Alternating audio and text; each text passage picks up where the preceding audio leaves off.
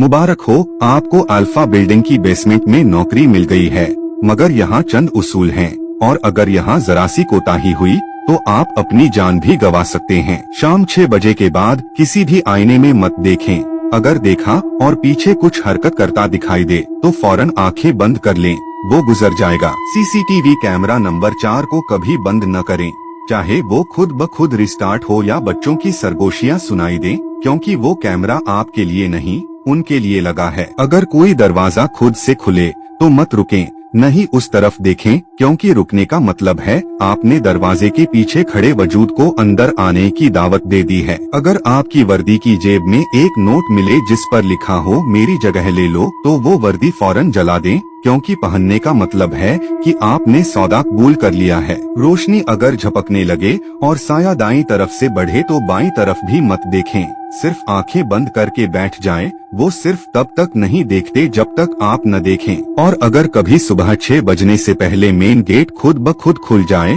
तो बाहर मत निकलें। जो बाहर नजर आ रहा है वो दुनिया नहीं, वो सिर्फ आपकी वापसी का फ्रेब है। याद रखें, यहाँ काम करना मुश्किल नहीं, मगर हर कोई जिंदा वापस नहीं जाता।